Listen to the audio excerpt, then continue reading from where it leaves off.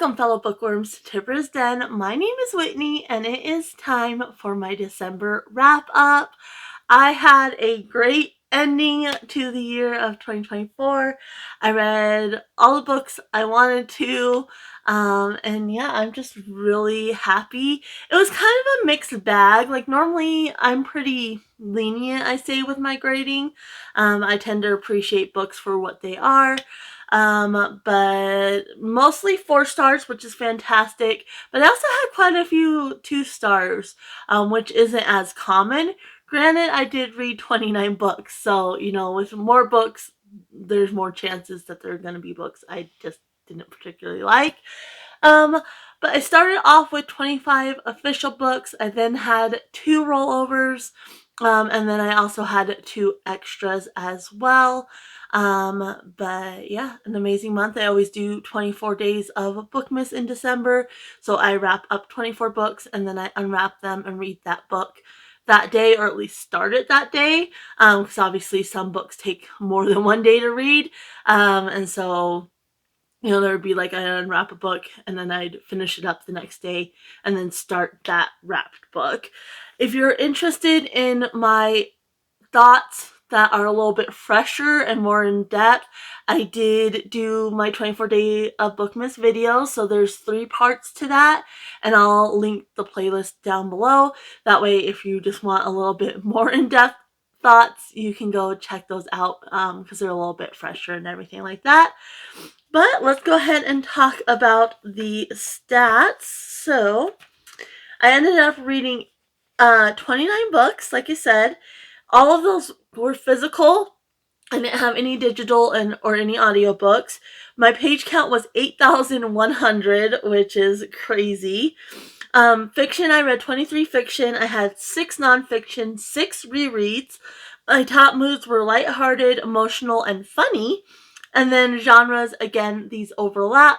So there's going to be more genres than the books, but I had 11 romance, 9 contemporary, 4 fantasy, 3 middle grade, 2 children's, 2 historical, 2 mystery, 1 biography, 1 essays, 1 history, 1 memoir, 1 poetry, 1 religion, 1 science, 1 short stories, 1 sports, 1 thriller, and 1 nature. So go ahead and, like always, I start from the bottom and work up to my favorite book of the month, and then I also do a top 3, which doesn't necessarily correspond with star rating. It's more about what kind of has stuck with me and really impacted me during the reading month. So I did not DNF anything. There was one, it was close, but I ended up not DNFing it. So I had no DNFs, which for my purposes are my 1-star reads. I ended up having 6 2-star reads. The bottom of the barrel, the book I liked the least from the month, was All I Want for Christmas by Maggie Knox. So this one, you basically have these 2 characters and they're starring on like a reality TV show for singers. They end up getting paired together for duet week, and then the executives are like, you need to be in a fake relationship, and we're going to keep pairing you up for the rest of the show. And so that's the first part of the book, is this show, and then it jumps forward to like present Christmas, and then it jumps forward to the next Christmas at the end. And yeah, the writing, the characters were horrible. One, the writing was a bit flat, and so in the first part, you have these characters, and she hates him because she had a bad experience with him. He is actually the son of a well-known, like, I think, country singer. And so she hates him because of this bad experience, and then they're paired up on the show and such, and he doesn't have a clue about this experience. But they just, like, by the end of that first part, she's leaving and he's all upset about it, but it's like, but you haven't really had any moments. Like, there was no development there. Like, yeah, they had a few moments, but there was no development there. Every interaction they had, even if it was a positive one, ended in a fight. And then in the middle part, like, every time something happens, he just runs away. She doesn't communicate at all. So you had horrible characters. It wasn't really developed. there was kind of this disconnect, which I read a little bit of like the author discussion at the end. And this is actually 2 authors. And they wrote one other book, which I'll talk about because I also read that one. And in this particular book, they each took a character. And so one of them wrote the male character and the chapters from his point of view, and then the other one took the female character. And I don't know if that kind of played into it, but regardless of that, like, the characters were horrible, like, and the choices they were making, they were just stupid choices. They made no sense. There wasn't any development, so you really couldn't be invested in why they even wanted to be together. Every positive interaction ended in a fight, and it's like, these characters shouldn't even be together. They're completely toxic. So anyway, this was my obviously least favorite of the month. I'm definitely going to be unhauling this one. I have no interest in keeping that on my shelf. And then we had a rollover, which was my last book for my ABC title challenge. So I definitely wanted to finish that up within the year or so. That was Zach's Law by Kay Hooper. And this one was pretty on par with All I Want for Christmas, but at least it was a little bit more interesting. So the premise is she's gets like stuck. She has like an accident or gets stuck or something with her car, and this man ends up grabbing her, and then he takes her to this cabin and he's like, I'm sorry, like, I'm on, like, something dangerous is going on and you have to stay here until I can resolve this and get you out of here. And he's not really officially like part of an organization or anything like that. And so she's in there, and this is part of a series. And I don't remember what number. I think this might be number 3 or something like that.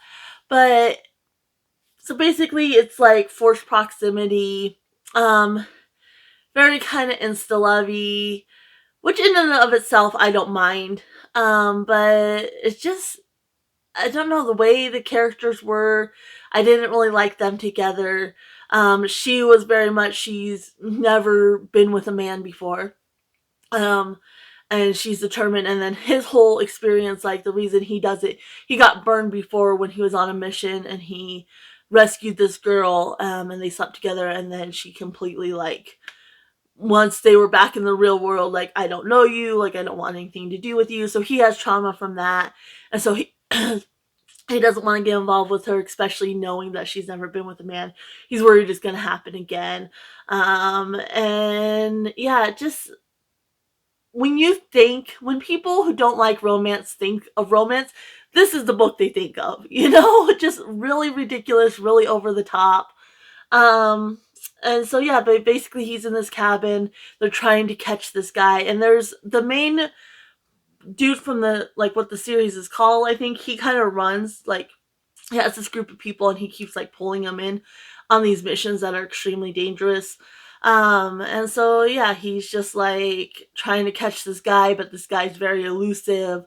And then some of the choices like they make is just ridiculous, and I don't know, it was very romancy, in the worst way possible, basically. And so yeah, that's the next one. Again, we'll be unhauling that one. Then we get to one of my Christmas books. And so this is Silent Night, the story of the World War I Christmas truce by Stanley Weintraub, I think is how you say his name.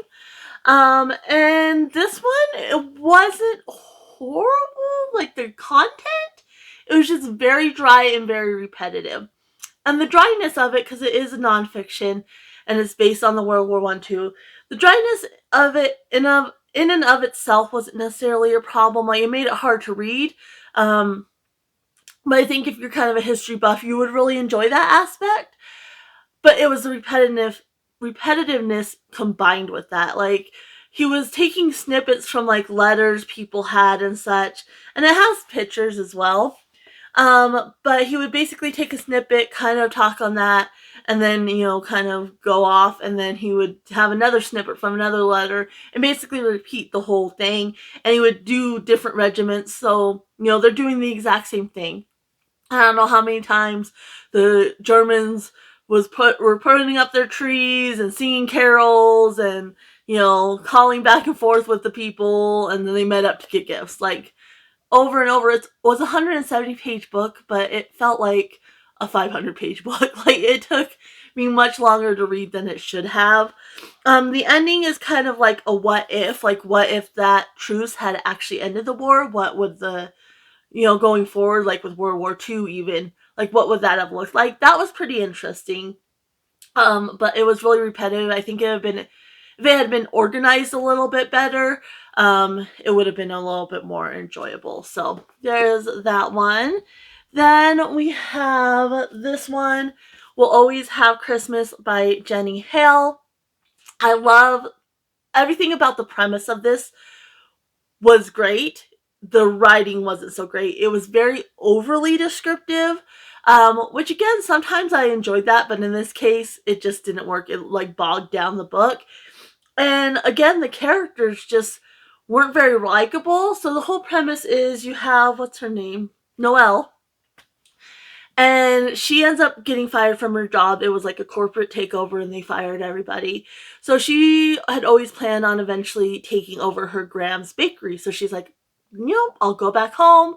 I'll take over Graham's bakery. But the bakery is closing down. The rent got too high, is the reason that she's given. Is the rent got too high and so it's closing down. And so she has this job opportunity to take care of this wealthy older man that's kind of a big wig in the town.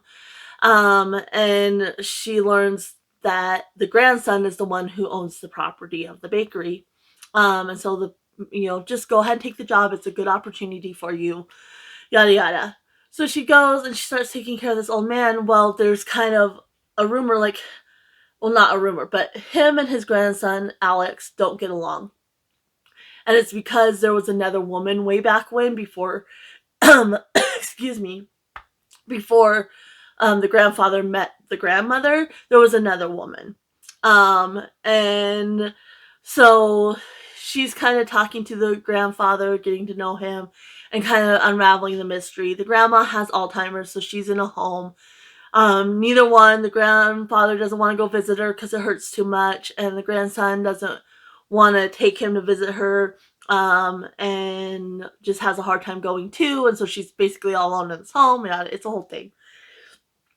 Right from the start, the whole situation, like, she's there as an employee, but he's treating her like family. She also has a son, and she's gonna live on property, but he's treating them like family, having dinner with them. Like, the whole working relationship right off the bat is just weird in general. I could see it kind of developing, especially, her caretaking the grandfather, but the grandfather and the grandson don't even interact with each other. She's constantly leaving to go deal with the bakery, and I'll watch my grandfather even though he doesn't interact with him, or I'll have Jim watch him, which is like the butler of the house or whatever. And it's just kind of weird. The whole working relationship is weird. He's weird. He's being presented like he's obviously very wealthy, but he's kind of presented as, like he's misunderstood. He's actually a really nice guy and really down to earth. But then he's like all of a sudden taking her on this extravagant date. And getting behind the relationship was really hard because first off, like, they have the moment and then he goes to New York and she's all disappointed and hurt. And it's like, you had one moment with him. Like, why are you expecting anything? And then they have this weird extravagant date, and the whole initial conflict with the bakery is very repetitive for the first half of the book. Then that finally gets resolved, but every time she's with him, it's fine about the bakery. But when she's not, I shouldn't like him at all because of the bakery. And so that got really repetitive. It finally gets resolved. And then the second half is all about him. He's actually planning on moving to New York. And so that's the conflict for the second half. And it's just really repetitive as well. And he's very unlikable because of that. He's not relatable because of like these extravagant dates and gifts. And then also because he started a relationship with this woman with a son, and has no plans to stay. Like, not likable at all. I was more invested in the grandfather's relationships than these two. And so, yeah, the writing and like the characters were kind of generic a little bit. They didn't have a lot of depth to them. So the premise was there. It was just the execution that really dropped it down for me. So that got a 2-star for me. And then we have the second book in the series, The Girl Who Saved Christmas by Matt Haig. This is following A Boy Who Called Christmas. which I really enjoyed that one, and we'll talk about that one when we get to it. This one, though, I just wasn't a fan. It wasn't, again, well executed. Basically, the premise was you have Amelia, and she's the first girl to ever receive a present from Father Christmas. And so, based on the timeline between the two books, this is like the first 3 Christmases. And the second Christmas, there's like this loss of magic. And Amelia is kind of a key to the magic, but that wasn't very well developed or explained. And, there's kind of plot holes with that. Because Amelia, when the magic starts failing, her mother is very sick and is dying. And the whole thing that fuels magic is hope. And so, she's kind of losing hope, but at that point she still has hope because she's hoping Father Christmas will come in and kind of save her mother. So it doesn't really make sense that the magic's failing. And then when you get on later, Amelia's this key, but even when she has hope again, the magic's still failing. So that's never really developed or explained. There's like plot holes with that. There's also a whole thing going on at Elfhelm, which is basically the North Pole in the series, with the trolls. And that was just really, really unnecessary and detracted from the rest of the story. Like, that didn't need to be there at all. There's not as much bathroom humor with Blitzen in this one, but there's still a few things where he has his bathroom issues, which I don't like. And there's also this bullying element, which really turns me off in kids' books. Not so much if it's the villain bullying, but when it's supposed to be the good guys bullying, and they're bullying people, like, it's like, come on. Like, that's not a good message to send to kids. Yes, they're bullying the villains and such, and like, she's very violent, she's biting and kicking and such, and it's like, that's not a good message to send to kids. I don't like that. So that's why that one got 2 stars. And then lastly, we have, so I was planning on reading this, but it was actually part of this collection. So we did read A Christmas Carol by Charles Dickens as part of this collection. We read it out loud with my mother-in-law, which was really, really fun. So I just wanted to have that out because I was planning on reading it anyway. And then when I saw it was part of this Yuletide collection, I was like, well, perfect. We'll just read it in there. So this was the Christmas Treasury of Yuletide Stories and Poems, edited by James Charlton and Barbara Gilson. So this one got 2 stars because it just wasn't a very good collection. There were a few that I really did enjoy, like the Charles Dickens stories. There was a Sherlock Holmes story. It had a little excerpt from Little Women and some like classic, like the 12 Days of Christmas song. So it had some classic things that I really, really enjoyed. But a lot of the stories were just very tedious, very depressing. And they just weren't enjoyable. So that's why this got 2 stars.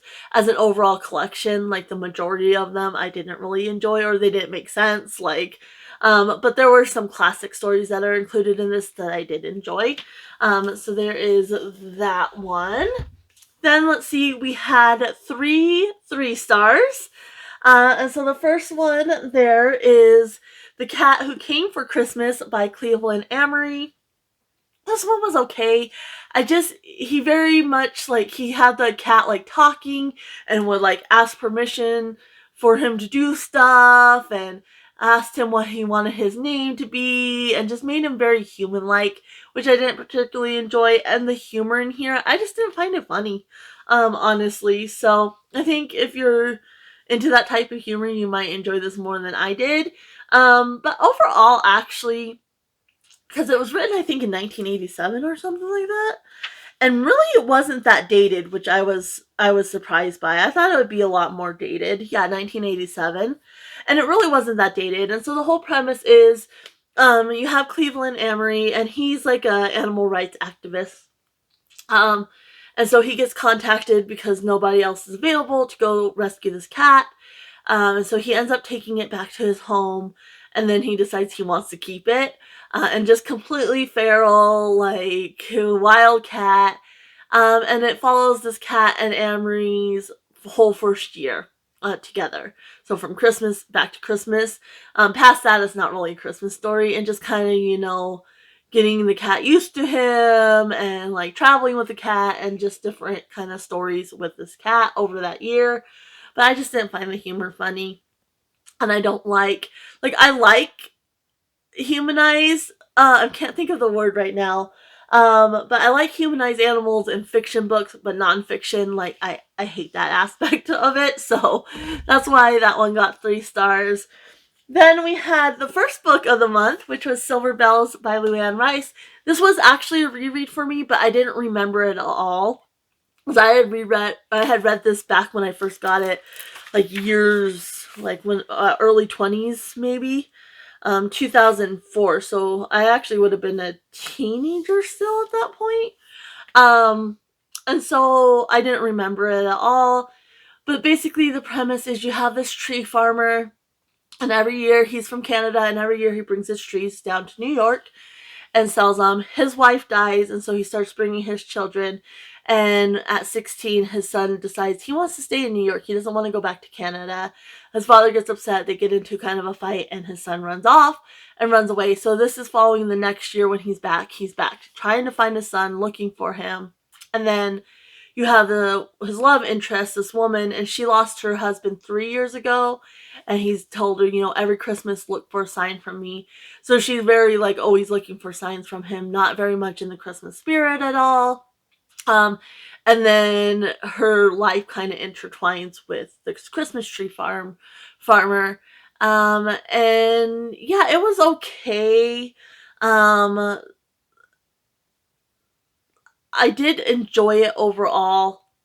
Um, I just part of it got very again repetitive with the conflicts, and it's like we know what the conflict is. You don't need to keep harping on that, and that's part of why it's not higher. And there was also this magical realism element, which you get, like she's looking for signs from her dead husband, but you don't really get a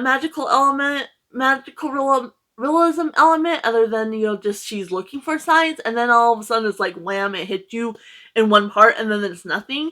So that wasn't very well developed. But overall, like if you're looking for like kind of a heartwarming, more emotional read, this wasn't bad. So then we had the one non-Christmas book during my Christmas reads, and this was just the wintry theme. And that was The Writing Retreat by Julia Bartz. So this actually takes place in February. Basically, you have this writer, and she's been in a writing block for a whole year. Her and her very close friend and roommate have a complete falling out, and she's been in a writing block ever since. And so she gets this opportunity to go to this writing retreat, and that friend is going to be there. And so it's basically her and 4 other girls, including her friend. So there's 5 of them, and it's at this famous writer's, old house, like, and there's kind of a mystery with the house. There's a spooky element there. And the first part is kind of slow, like there's not a lot of development. There's a lot of weird like sexual things in that part. And like there's some parts where it's like weird blood things, and it was just like, what is going on here?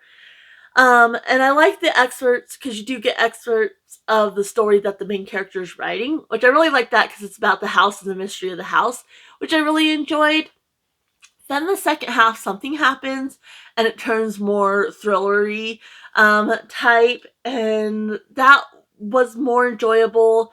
It also is very like social commentary, like heavy, but which in and of itself, like I don't mind that. I like that in books, but it was highlighting like, look, I'm doing this. Like, look, I'm using the pronouns. Look, you have our, I'm using air quotes, token black girl, and that's a problem. Like, there should be more diversity here and everything like that. And it was just the way it highlighted is like you're trying too hard. Like it didn't feel genuine. Like that she really cared about using pronouns and being inclusive and such. And there was just a lot because you had the race issue, the LGBTQIA issue, with the pronouns and everything, and then the Holocaust issue and Jewish issue, and there was just a lot. And the way it was highlighted, like if it was just included in there, it would have been fine, but the way she highlighted it was like I said, it just didn't feel genuine. Um, and then, like I said, the weird sexual things and what, which that kind of comes back around in the end, and you kind of understand why there were those scenes, but I just didn't think they were well placed and such. And then the ending, like I did not. The ending was just kind of anticlimactic, and I'm just like, what is this ending? So, uh, it wasn't horrible, but I didn't think it was very well written. But this is the author's debut novel, if I'm remembering right. Um, and so yeah, The Writing Tree is an unputdownable debut novel from a completely compelling new talent. Sorry, can't read. So, I would be interested in trying more by this author and see if kind of some of those issues kind of get smoothed out going forward. Because it was interesting, and you do have to suspend your disbelief with this. Because the whole reasoning behind the like twist in the middle when it turns kind of thrillery, isn't very believable. So you do have to suspend your disbelief, but I enjoyed that aspect of it. I thought it was a really fun premise. So yeah, I would be interested in trying more by that author, knowing that that's their debut. And then we had, the majority were 4 stars. We had 12 of those. And so the first one on there is by Glenn Beck, and this is The Christmas Sweater. And this one, it could have been a 5-star. I just didn't like the ending, and it's inspired by true things that happened in his own life, and I wish he had stuck more true to that instead of like fictionalizing it so much. But basically, you have 12-year-old Eddie, and his father has passed away, and his mom's really struggling, and at 12 all he wants is this bike. Like, he's desperate to have this bike, and he ends up getting this handmade sweater for Christmas, and he's very upset about it. He goes to the room and just crumbles the sweater and throws it on the floor, and his mom comes in and she's very hurt by this. And then it goes on. I don't want to spoil anything, and so they end up going to the grandparents, and he's just still being very snotty about the sweater. And so they end up driving home, and something happens, and he just kind of spirals from there. And he's just like, he's so ungrateful and so snotty. And I get, like, at that age, like, I understand it, but I just wanted to smack this kid, like, honestly, like, come on. Like, your mom's struggling. Like, and I get the initial reaction, like, I can understand that. But then to just continue to be snotty, and then continue going forward just to get more angsty and horrible as you go on. So it's basically this whole thing. And the twist at the end, I did not like. I, emotionally invested in the story, and then this twist at the end, and you're like, really? Like, it invalidates everything you just read, pretty much. And then reading, like, what parts were actually inspired by true events and such, again, like, that whole twist at the end just invalidates it, and I did not like that. So that's probably why it didn't, no, not probably, that is why it did not get 5 stars. Because that was just really frustrating. So there's that one. Then we had the next one by Maggie Knox.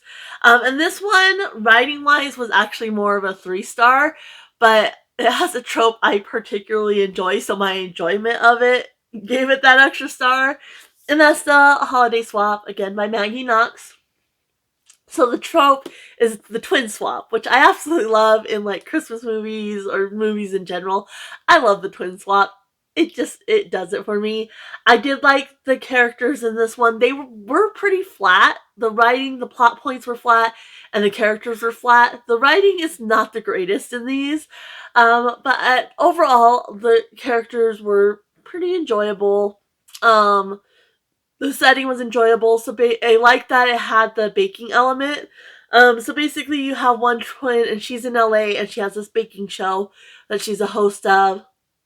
She gets knocked on the head and loses her sense of taste and smell, and there's a new show coming up that she's trying to host, or in the hosting spot on, against her co-host on this current show.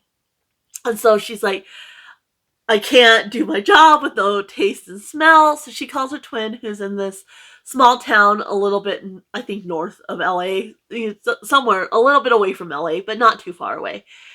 And she's like, hey, I really need you to do this for me. The other twin has just broken up with her, like, a decade-long relationship. She just called that relationship off. And the guy's not quite getting the hint, and her twin is more assertive.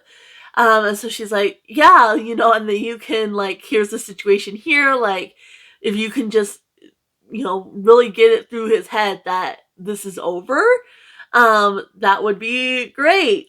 And so they swap places. The twin that got knocked on the head had a concussion. And so there's a physician assistant, and he ends up running into the new twin, and they start a relationship. And then the twin that goes to the small town and starts running the family bakery, there's a firefighter who's the grandson of one of the really good patrons. And so they end up starting to develop a relationship as well. And then, of course, it's a twin swap, so things kind of fall apart. Like I said, I really enjoyed the premise of this. It's just flat. There wasn't a lot of depth to the characters. Like, yeah, you kind of got differences between the twins, but overall, like, there wasn't big differences between them. And so there wasn't a lot of depth there. And then some of the plot points, there wasn't a lot of depth there either. But I enjoyed the premise. I definitely can see myself rereading this one.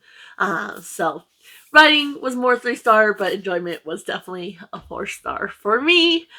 Then let's see here. We have The Christmas Day Kitten by James Harriot, illustrations by Ruth Brown. And this is actually a nonfiction as well. And so it's about this woman, and she is a dog person. She has basset hounds, and there's this stray cat that keeps coming. And it's a children's book, and just a trigger warning, there is a death of the cat initially. And so the cat is a stray and comes and eats and then leaves. And on Christmas Day, she ends up coming. She's very sick, and she brings this kitten to this house. And so the vet, who's James Harriot, he ends up coming out. So this is based on a real story, like I said, and he's like, yeah, she's not going to make it. And so there's this kitten.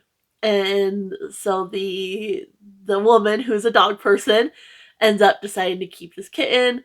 And so then it goes to a year later, and kind of an update on the kitten. So really cute, but it, like I said, the cat does die in the beginning, so keep that in mind. But otherwise, it's a really cute, like, very simple story. Then we had the other Matt Haig book, which is A Boy Called Christmas. And this one is basically the origin story of Father Christmas. And it was fun. I really enjoyed it.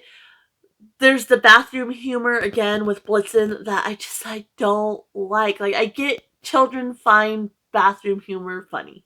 Like, I understand that, but it didn't add anything to the story. The story would be perfectly enjoyable for kids and adults alike if it hadn't had that bathroom humor. And then also a little bit, I don't remember if this one had a lot of the bullying aspect, but it might have had a little bit of it. But overall, it was pretty enjoyable.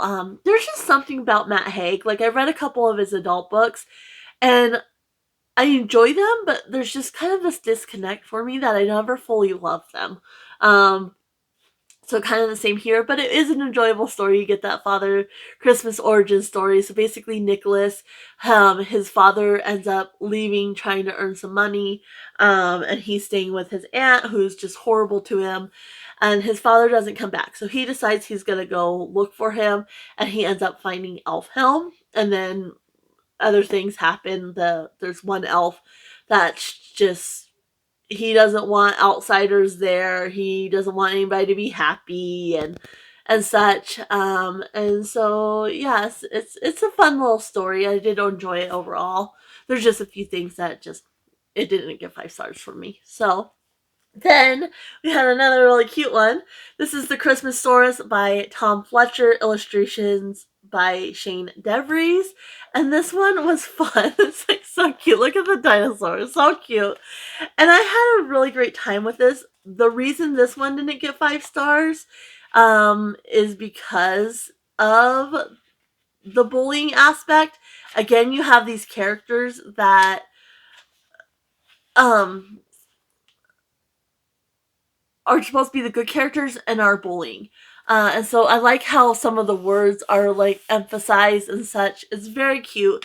So basically it starts off with how this egg came to be. Like how it survived the extinction of the dinosaurs and such. And then you're going back and forth between, is his name William? Yeah, William.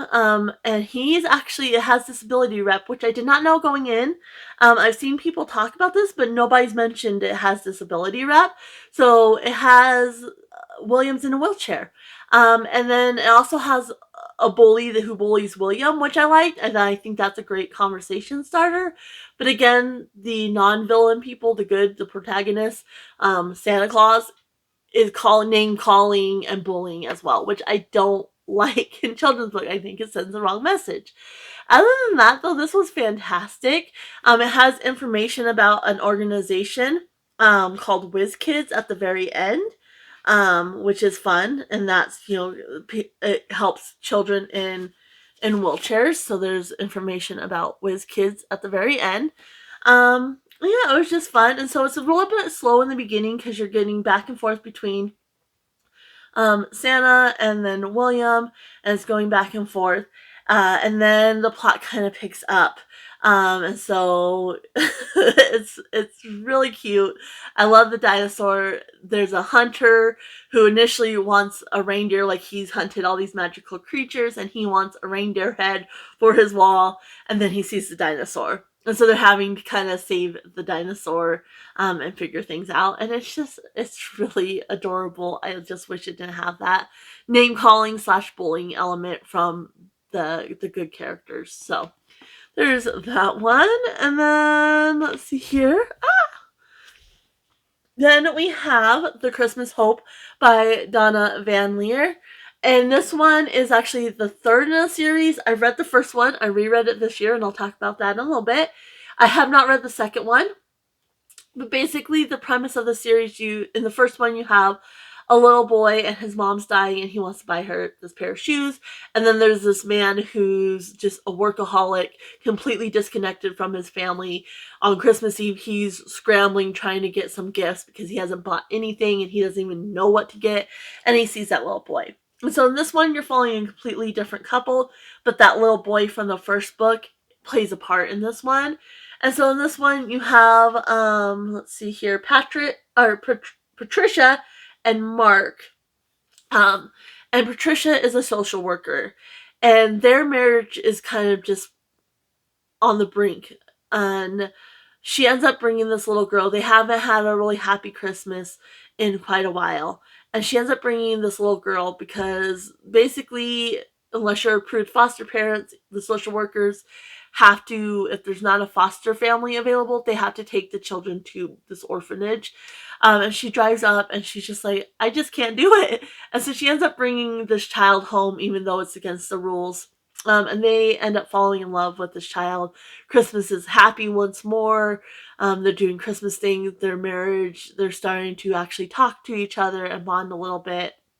But they've broken the rules. And so now they want to keep this child, and they have to figure out a way to do that, even though they broke the rules. And so, and then, like I said, the boy from the first book plays a part in this one, and kind of the event that happened that caused them caused their marriage to start falling apart and Christmas not to be a happy affair anymore. He plays a part in kind of healing that as well. And so, yeah, it's just a really beautiful story. Very, again, emotional and heartfelt. So if you want those more serious books, like this is an author for you. I'm going to try to see if I can get the second one. And that way I can actually read it next year, and have the series. And I think there's a couple more after, this third one as well. So then we have One Day in December by Josie Silver. So if you watched the 24 Days of Bookmas where I read this, I can't remember which part it was in. I can actually look though and tell you. Let's see here.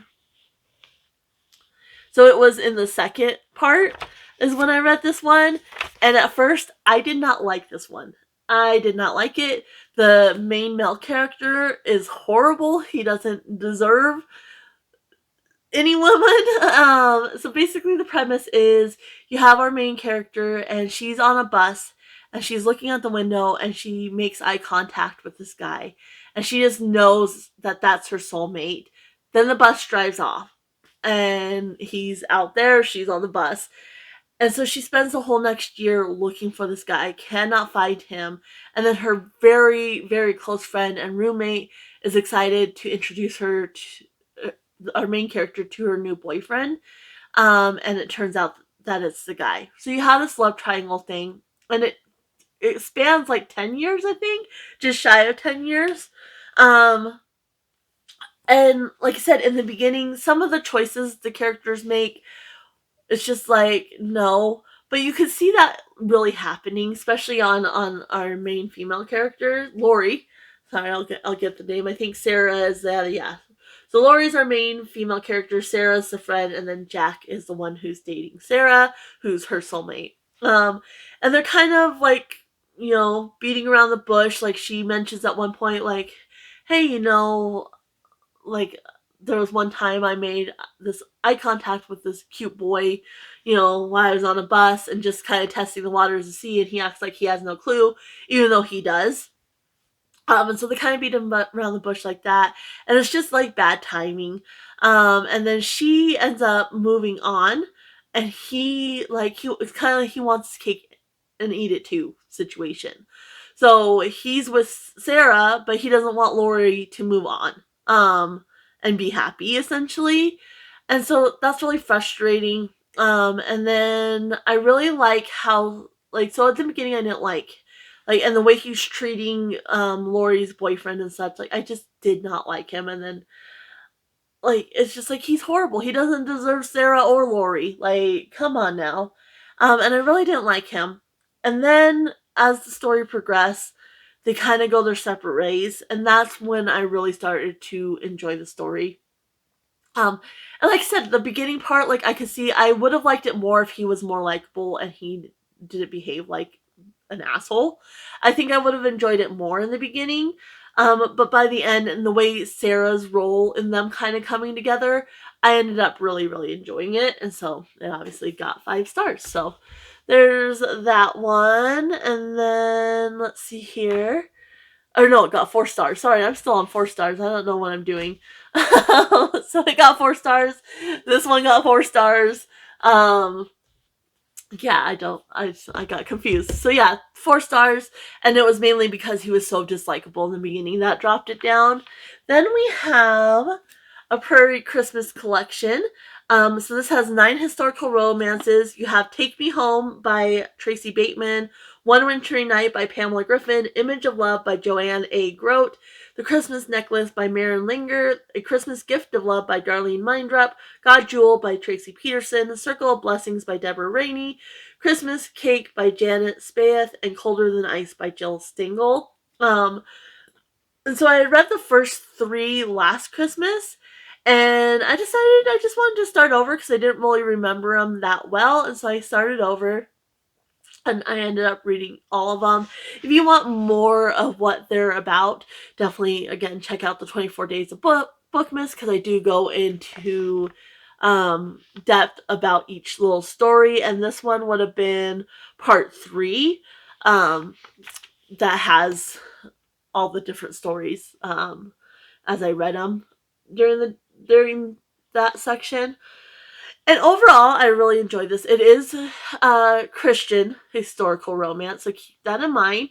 I think there was just 2 that I didn't fully love, and that was The Christmas Necklace, just because there was some things that didn't need to be added, and they're short. They're like 50 pages, and I think if she had added those things, she could have developed other things a little bit better, because basically the premise of that one is this woman, she loses her parents, she loses her husband, she loses her house to a fire, and then she ends up losing her, nanny maid person, and she ends up going to work for her rich sister, and then this woman's basically destitute, and so she ends up at this estate as a kitchen maid, and it turns out that her old nanny's working there, but there's something more sinister, like there's something more sinister, and her life is in danger essentially in that one. And yeah, it needed to be developed more. Certain things could have been left out, so other things could have been a little bit more developed. And then there was one other that I think it was Circle of Blessings that I didn't fully love either. Um, but overall, I think this is a great collection. It does get very heavily like Christian, which is fine. Like especially for this time period, I think it really really works.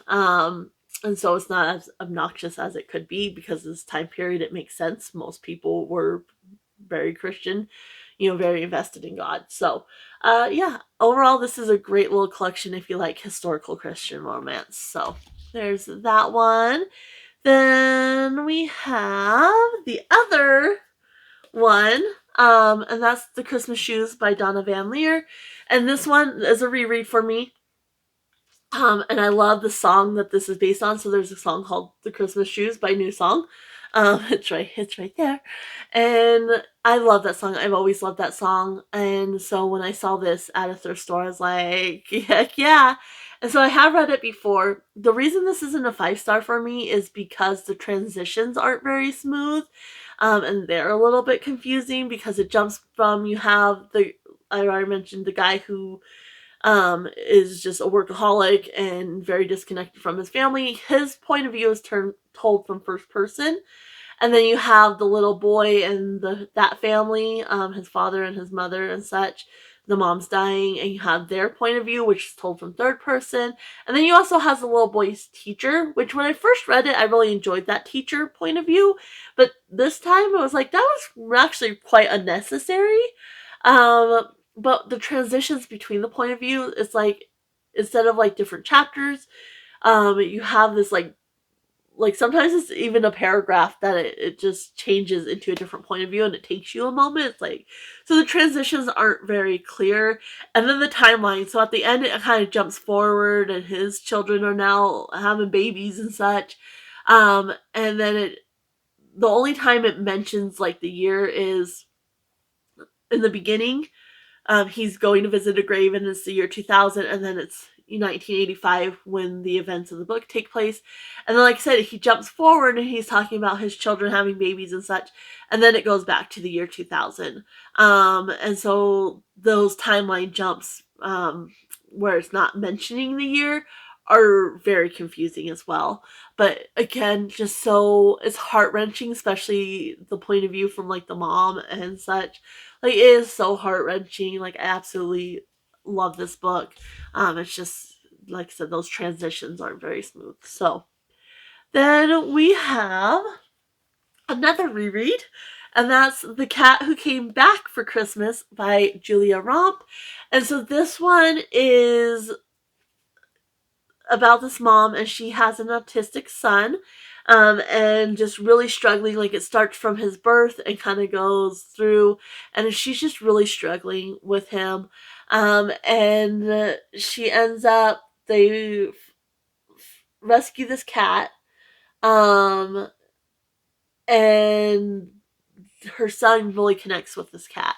And so they end up adopting this cat, and then one year he disappears. He's just gone.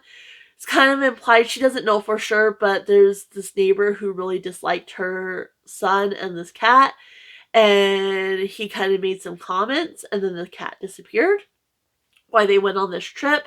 And so her son starts regressing once this cat is gone, and so she's just determined to find this cat, and she doesn't give up. And then Christmas, this cat, she gets a call from like 50 miles away or something because the cat's microchipped, which, PSA, get your animals microchipped. You never know. All my animals are microchipped, even though they're all inside animals. They're all microchipped because you just never know. And so, yeah, this cat has a microchip, and this family finds him, they scan for a microchip, and they call her on Christmas. And she drives to get this cat and bring this cat back to her son. And it's really, about the bond with this cat, but it's also, her struggles, which in the autism community, there's a real disconnect between the people who are autistic, like especially lower support needs autism, versus the parents of autistic children. And so I really like this because she fully accepts her son. She's not trying to change him. She has to send him to a special school, and there's a couple where they restrain the children, and she just like, absolutely no. Like, she's very much a champion for her children, even though she has like people talking in her ear. She's like, no, I know what's best for my son. And so, but she doesn't discount the struggle. And I think as people who are autistic, sometimes we can discount that it is parenthood in general is a struggle, but raising an autistic child can be a struggle as well. So I really enjoyed this one. There's one part where he gets diagnosed, and I marked it because this is kind of how I felt when I got my diagnosis, even though he got the diagnosis and she as a parent felt this way. And it says, while a diagnosis didn't suddenly make things right, they felt a bit easier because at least I knew what I was dealing with. And that meant I could learn to help George cope with the world a bit better. And that's kind of how I felt when I got my like, okay, now I know what's going on. I can give myself a little bit more grace and figure out things that work for me. So, really great book. Then we have 2 Jenny Bayliss books. The first one was Meet Me Under the Mistletoe by Jenny Bayliss again. And for this one, I don't know, I really like them, but there's just something about the writing that I just didn't fully love. So this one, you have Nori, and she runs a secondhand bookshop in London. She went to a private school. She got a scholarship. She wasn't a well-off rich kid, but she got a scholarship to go to this private school. And so then you have, let's see here, Isaac, and he was one of just the town kids, friends with her brother, and there's always kind of a beef between the town kids and the private school kids. And so her one friend from private school is getting married to another friend, like the friend group, 2 of them are getting married. And so they're having, like, the week before the wedding, she wants their old friend group back together, minus one of the members unalived himself. And so that's kind of, a thing throughout. And so that's a heavier topic. So keep that in mind if you are interested in reading this book. And so Isaac is now the head gardener at this castle estate, essentially. And I really, really enjoyed it. I think what dropped it down for me, like, in this particular one, was there was a thing with the brother. And there's kind of a rift between them two, and that I just think was unnecessary. I didn't think it needed to be part of the story. And it just, I just felt like that was unnecessary. It created kind of a unnecessary thing, between everybody, and so I didn't really love that. I really liked how she did these side characters, though, because there was, like, her main friend from this big friend group, they're really close still and spend a lot of time together, and she tends to date man Barbies is what she calls them, and her relationship with her newest man Barbie is so awesome. I absolutely loved it. I was very much invested in that relationship as well as the main characters. And so that was a lot of fun, and then you kind of see the relationships between, like, the other characters and such. And one of the friend group, there's a conflict with them specifically, and so there's kind of an issue with them, and that kind of gets brought into the conflict between her and her love interest in the story. But really what dropped it down, I think, was that whole situation with her brother as it was presented throughout. Like, I just felt like it was kind of unnecessary and didn't really add anything to the story, kind of took away from the story a little bit, but really, really enjoyed it. And then the other one I absolutely loved was The 12 Days of Christmas by Jenny Bayliss again.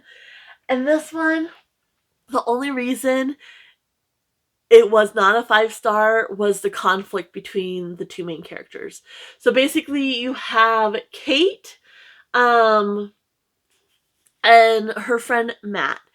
Now, they had a falling out back in college and didn't speak to each other for years. And then Matt is very close because they grew up together. So Matt's very close to her father, and her father's not doing well. And so he ends up contacting her and be like, your father's not doing well. Like, you need to come. And so at first they kind of skirt around each other, and then they kind of repair. Like, he apologizes for what happened back in college and how he treated her and such. And so they kind of start repairing their relationship, and he's seeing somebody, and she starts going, there's like this event people who are putting on these 12 dates of Christmas. And so they, pair people up, like different people up, and set up these different dates. And it's so much fun. And it could have gotten really repetitive, but it didn't. Like, you had a lot of different type of guys that she was running into. And yeah, it was just a conflict between her and Matt. Both, you never really get an explanation for what happened back in college, like why he was acting that way. You never really get an explanation for that. And then the whole conflict currently is just a little bit like, again, he's not treating her very well, and just it was very lackluster, like kind of his apology and the reconciliation that happens. And so that's the only reason it dropped down. Otherwise, I absolutely love this. I had such a great time with this. I will definitely be rereading this probably next Christmas, honestly, because I enjoyed it so much. Then we have our 5 stars, which there were 8 5-stars. At the bottom of the barrel there was The Christmas Pearl by Dorothea, Benton, Frank. And I like that this one had a 93-year-old protagonist.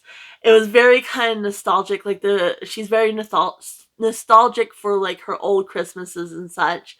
And her current family, are just horrible, like greedy, mean. And so it's her and her daughter or son, I can't remember exactly the different players, but her and one of her children and their spouse live in this house, and that's kind of been the tradition. And then they have 2 children. The granddaughter, is going through like a separation or a divorce, and then she has her son, who is a good kid. And then you have the son and his wife, who is kind of a little bit uppity and snotty, and her son's horrible.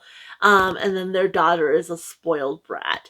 And she's just like, like, I want Christmas to be a happy time. Like, you guys are horrible. Like, and she's just like, wants Christmases to feel how they used to feel, full of family and love and such. And her old housekeeper, who she was very, very close with, ends up kind of playing a part and bringing everybody together. And I love the magical realism element. I don't think the story would have been as believable because the characters are so horrible and they kind of do a 180. And I think without that magical realism element, it would kind of been like, really, like, they did not change like that. But because it had that magical realism element, like, it really worked. And I like this nostalgia. I like that we had an older protagonist. Like, really, really enjoyed this. And the way the author sprinkled pearls in particular throughout, I think was very creative. So there's that one. Then this one surprised me because I've heard very, very mixed things about this author and about this book. So I was going in thinking, oh, I'm probably not going to like this. I loved it. That is Wreck the Halls by Tessa Bailey. This one, it's very over the top, and I think that's kind of the point, but I think that's probably why people don't like it, because it's so over the top and so ridiculous, but it's meant to be. Like, it's so much fun. So basically, you have these 2, and they're the son and daughter of this famous rock duo, who had a falling out and broke up.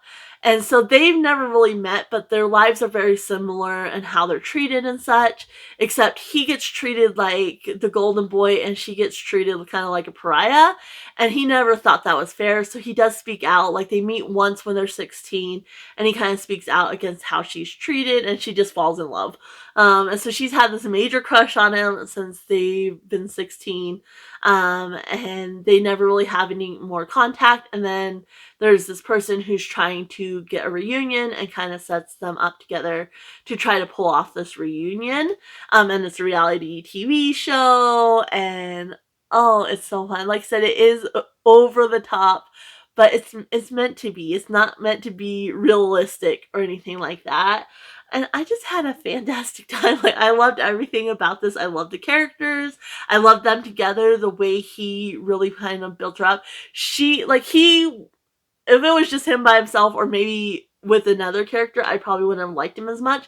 But Melody is the best character I've read in a while. Like, she's so funny. Like, she has this understated humor. She's very quirky, very clumsy, self-deprecating, and so, like, she'll do something and then, like, she just, like, very blunt and, like, oh, well, and does, like, self-deprecating jokes and such.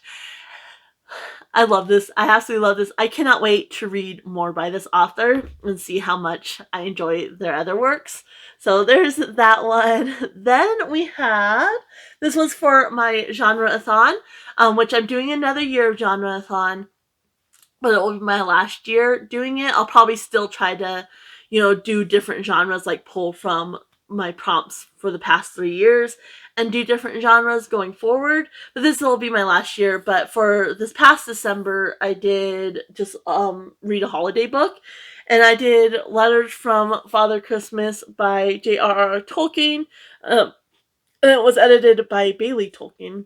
And so he wrote his children letters from Father Christmas every year. And so it's all those letters, and it actually has, it has the actual letters, as well as, it's written what it actually says, because it's really hard to read. And then there's pictures, like he would draw pictures, and so those are included in here as well. And I've never actually really read this, because this format of book, I tend, have a hard time just sitting down and reading. And this is just this is so amazing. I would have loved this if I had a parent that did this for me as a kid. Like, I would have ate this up. And it was so fun seeing the different letters and kind of how the stories progressed. It kind of got more involved the longer he did it. And you have the North Polar Bear, Polar Bear, Father Christmas, there's like elves and such. And it's really, really fun. This is a great gift to give somebody. And it's a lot of fun. So I'm going to put that down there because it's big and heavy. Then, let's see, we had the other Glenn Beck book I read, which this was a reread for me, and this is The Immortal Nicholas. And this one is basically bringing Father Christmas and Jesus together. I think he originally wrote it for his children, and so this is adapted into an adult book. And basically, his children were so focused on Santa Claus, so he wanted to find a way to bring Jesus back into the focus of Christmas. And I love this. It's so well written. I don't fully love the ending so much, but the majority of the first part of the book, like the ending is a very small part. But basically, the main character collects frankincense, and his wife dies in childbirth along with the child, and so he has his son, and that year he has to take his son to collect frankincense, but it's very, very dangerous, and his son ends up dying as well. So he just lost all will to live. Like, he doesn't care, he doesn't want to live, and so he's just wandering. He burns his house down, and he goes a wandering, and he gets picked up, by this group of people. And they find the frankincense on him, and everyone's like, what's this? And so he ends up getting taken to the wise men, and the one wise man's like, I need more of this so I can gift it to the King of Kings, this baby. And so he ends up working for these 3 wise men, and he accompanies them to find baby Jesus. And it's just It's so beautiful. And then you also have, I liked how the author brought Krampus in. And so you have a character, Krampus, who's this gentle giant, essentially. And then they go and they, for years they're kind of following Jesus and what's happening with him.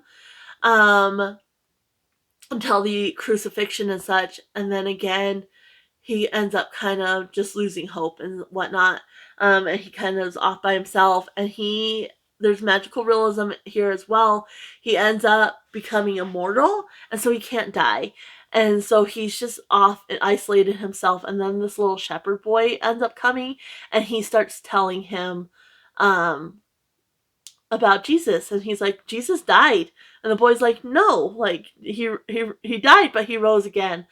And yeah, that last part does get a little bit preachy, but the first time I read it, I gave this 4 stars because of that part, like the ending and that preachiness. But this time, like, it just hit different. And it's like, I don't like overly preachy Christian books, but this one, it really works. Like, that's the whole purpose of this. And he's teaching him about, this little shepherd boy is teaching him about Jesus and what's happened for the last, like, 300 years or whatever. And it's really, really good. Like, I'm going to be reading this book fairly often. I don't know if I'll read it every Christmas, but I'll definitely be reading it frequently for Christmas. Then we have In the Holidays by Christina Lauren. Again, another one I absolutely loved. There were a few things that I didn't like, but because the rest of the stories and the characters were so good, it didn't really get under my skin as much as it could have, and it still got 5 stars for me. Because there was one thing, pop culture references, again, I've mentioned it many times, which a lot of these books had pop culture references and contemporary romances, and I just don't understand why they use that as such a crutch. A lot of them worked, like the Groundhog Day reference obviously works for this book, because that's what's happening. And there were some like Christmas references and such. So a lot of them worked. It did get a little bit overkill at some points. And then there's this weird love triangle. And it starts off with that in the beginning. And so that part works. But at the end, that whole situation, like the way it played out, it was just kind of like, eh. But past that, like, absolutely loved it. So basically, you have Maylin, and every year for Christmas, they go to this cabin, and it's her parents' college friends. And then you have the adult children, and then there's also 2 twins who are still children. And every year they come to this cabin, and this year is going to be the last year, essentially, because the cabin is kind of falling apart, and the couple that owns it is going to sell it. And so they'll probably still get together each year, but it won't be the same. And she also makes a mistake with the one brother, and so on the way home, they're driving to the airport, and she's just like, universe, show me what will make me happy. And then starts the Groundhog Day. And so I really liked it didn't get overly repetitive with the Groundhog Day element. Like, there's a couple of times, and it kind of like the first time it's one day. She starts the day over, and she makes it that night, and it's another day. And then it's a couple days, and then you kind of get a longer extended period, and then the universe is kind of giving her like hints.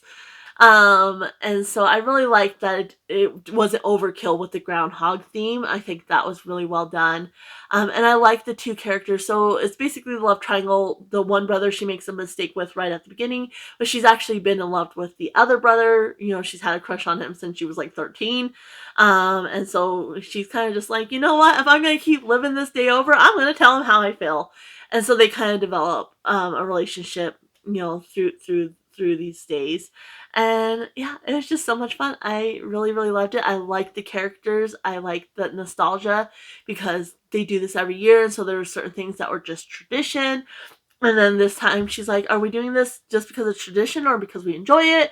And let's add some new things in here. And it just is so much fun. The whole group situation, like the characters were fantastic. And I had such a great time with this one. So there's that one. Then we had another reread, and this was a rollover as well, from November, and so that's Braiding Sweetgrass by Robin Wall Kimmerer.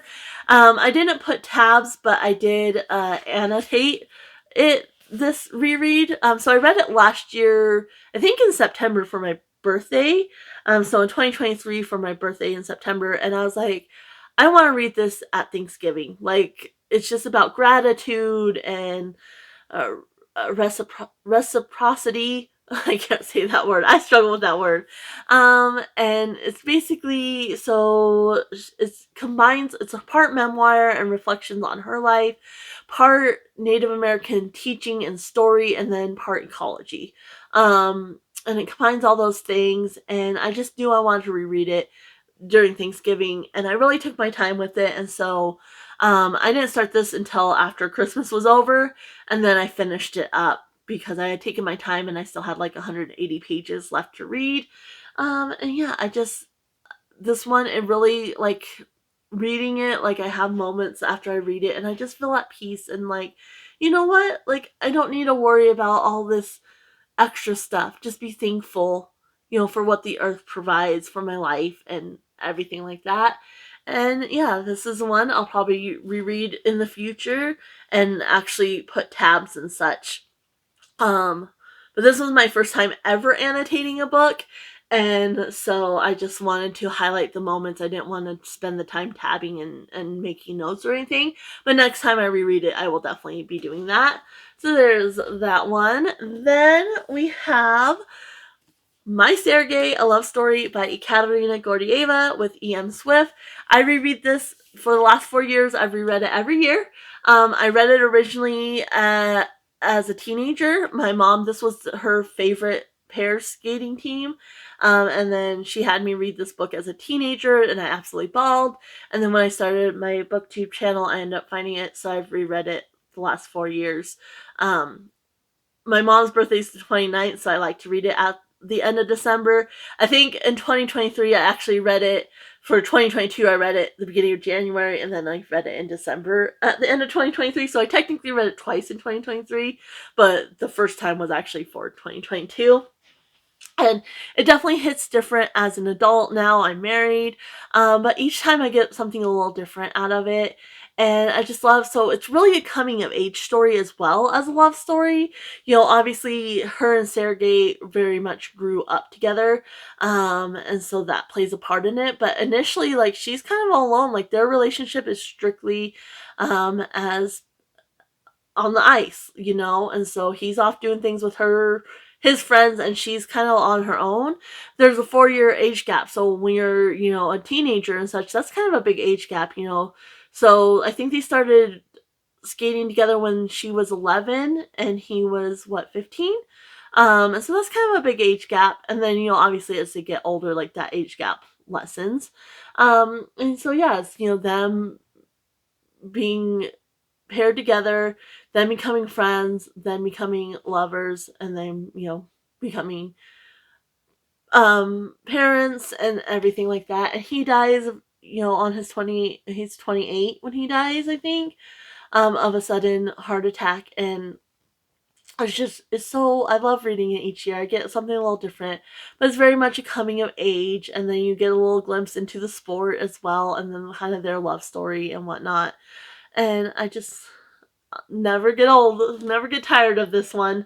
And it makes me think of my mom. And then, like, this time I watched some of the programs. I want to, next time I read it next year, I think I want to watch the programs as she mentions them. Because this year I kind of just, at the end after I was done reading, I pulled up some of the videos. I think next time I want to do it as she's mentioning them, so that way I can really picture it. But yeah, I love that story so much. But it was beaten out by our last book, which is Lovelight Farms by B.K. Borison. I adored this. I'm so glad I have the rest of the series. I'm definitely going to be reading them this next year. But yeah, I love this so much. So this is basically a friends to lover and fake dating. So you have Stella, and she buys this Christmas tree farm. Her childhood wasn't very stable, and they didn't have a lot of money, but her mom took her to this Christmas tree farm. And so she ends up buying this farm. Sorry, there's like a sticker residue right there. So she ends up buying this farm, and it's just not doing very well. And, on paper, like, everything should be fine, but it's just, there's, like, she has a string of bad luck, like, since she's bought this. And so she has this plan. There's this influencer who's going to these different businesses, and so she puts in an application, and she's like, me and my boyfriend own this farm, only she doesn't have a boyfriend. And so she ends up asking her best friend to pretend to be her boyfriend. And it's so fun. I love the characters together. Of course, it's a romance, so they start faking it, but and they've always been really close, and like, if they're out and there's unwanted attention, he'll kind of step in and pretend to be her boyfriend already. They've always been very casual about touching each other and such. And so you just watch as they start to develop actual feelings. And I like in the conflict because she doesn't think that he actually likes her. And I like the way the conflict played out. Like, he's like, I misread it. I am so sorry. And he's very like, she's like, I just want to make sure, like, I don't lose you, And she's thinking at the end of this, whatever, that's it. We're done. And so they end up like the last week or so, like, well, let's give this a try. But she's still thinking, we'll, actually do things, like be a real couple for this week. But then it's still over. Like, we're just, seeing what could be, still thinking that he doesn't actually love her or whatever. It's so good. I love these characters together. I love the external characters. I already looked to see which characters were gonna be in the next books, and I'm really excited for those. And yeah, it was just a great time. So that was the top read of the month as far as star rating and enjoyment. All right, and then we have our top three. So bottom of the barrel for our top three is The Christmasaurus by Tom Fletcher. I just really liked it. I love that it had the dinosaur element. Like, who doesn't love dinosaurs? I love the disability element, so that definitely stood out to me as well. And kind of the father and the way he is with his son, like, I really like that relationship. And the bullying element and the relationship between him and his bully. And you kind of see, like, her side of things a little bit as well. I really enjoyed that, and I think that's a great conversation starter if you're reading it with kids. Letters from Father Christmas was number 2. And it's just, it's just such a unique thing. And I loved how he did that for his kids. I love the way it was presented in the book, how you got the actual photo, the actual letters and pictures, but then, it was written out for you so you could actually read it and not struggle through it. And I like kind of the progression of the story a little bit through the years and whatnot. And yeah, it's just a really fun book, and I think it's a beautiful book. Like, I absolutely love it. And then number 1 spot goes to My Sergei. I mean, like, I reread it every year. It's my 5th reread. Like, I still hits just as hard as previously. I got that nostalgic factor because of the connection with my mom, and like, that was her favorite pair skater, and kind of remember watching them with her in the Olympics and such. Like, it's just a lot of fun. I really like that one. And so that's my top book. And that's it. Let me know if you've read any of these, if you can remember them. They're always listed down in the description below. Excuse the dogs. But let me know if you've read any of these, if you're interested in reading any of these, or what your favorite book was from December or the year in general. I would love to know that down in the comments below. If you just want to support the channel and let me know you were here, you could always leave a rabbit or any type of animal emoji down in the comments. I'm going to go ahead and leave you guys here. Happy reading, everyone. Bye.